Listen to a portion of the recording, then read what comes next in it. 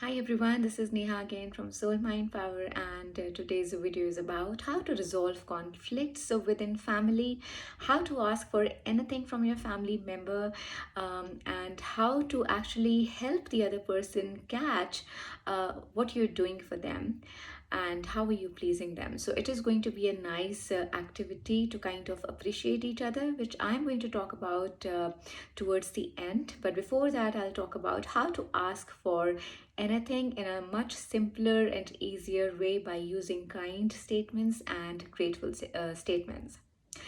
So, for example, you want your partner to make the bed. So, you might want to say that, hey, you know what? I have already done the dishes, I've washed clothes, I've done this, I've done that.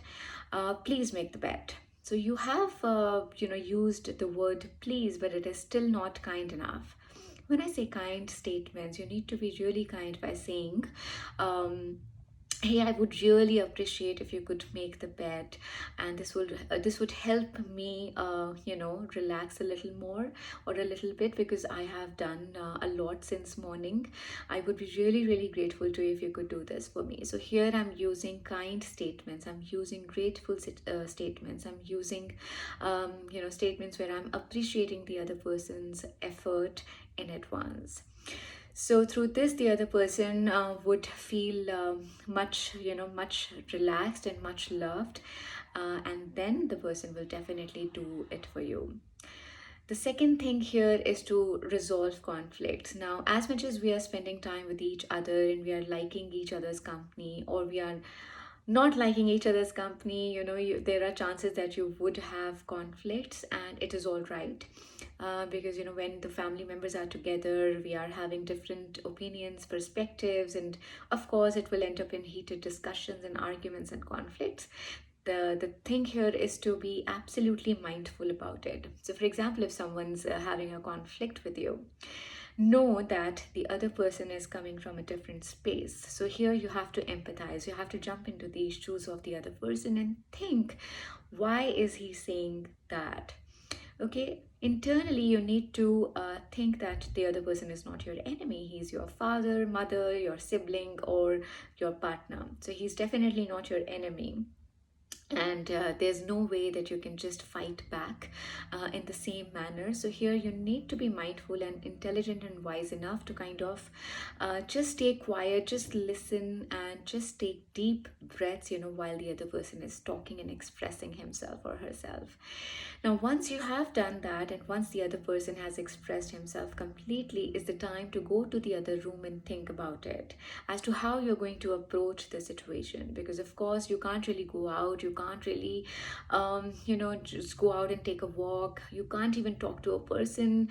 So what you can do is you can just take some space, go to the other room, take some deep breaths and think about it. And if possible, try to write, because sometimes it is easier to write rather than verbalize. So I would suggest you to write the whole thing, whatever your understanding is, whatever your opinion is, just write that down in a text message and send it to the other person.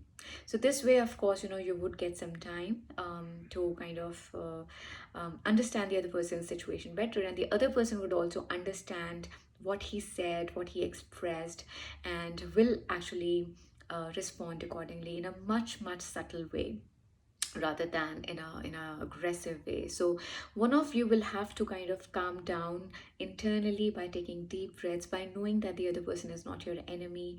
And then also you can just say this to the other person, that what, you're going beyond the argument volume. So set your argument volume to 5 on a scale of 1 to 10.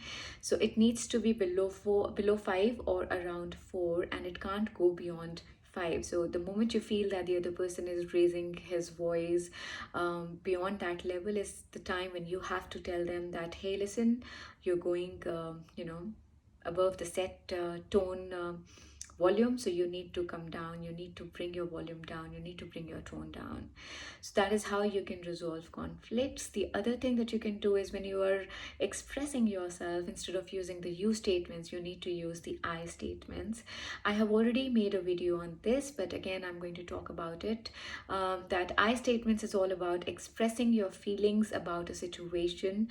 So here you would say that I feel sad, I feel angry, I feel hurt when you talk to me like this, because it only shows that you don't care for me enough. So this is an example. The format here is that you will talk about your feeling, you will talk about the situation, and then you will give a reason. So it's like I feel in a certain way, which is a negative way, when. So here you will talk about the situation, when you did this, when you did that, when you talk like that, when you spoke to me like that, and reason. So the reason as to why you're feeling in a certain negative way, because it only shows that you don't care for me enough, because it shows that you don't respect me enough, and so on and so forth. So use I statements to express yourself instead of using the you statements, because if you use you statements, the other person will get defensive, and it's going to only aggravate conflicts. The third activity that I spoke about, when I started this video, is actually telling everyone that we are going to have this exercise where everyone is going to catch the other person pleasing them. So for example, your mother cooks this amazing breakfast, so you can say, hey mom, I just caught you pleasing me, or I caught you making me happy, thanks for the lovely breakfast. So here you're also appreciating the other person's efforts. Now know that the psychology says that when you appreciate, the person gets even more motivated. But if you criticize, the person just is not motivated to do that activity again. So keep that in mind. If you want the other person to do things, appreciate, appreciate, and appreciate. So that's it for today. I hope this really helps. I'm also available for online Skype sessions. If you want to have an online session with me, you can fix up an appointment by sending an email to me on soulmindpower@gmail.com. And that's it for today. I'm going to come back next with another tip video. Till then, keep loving yourself, stay safe, take care, and bye.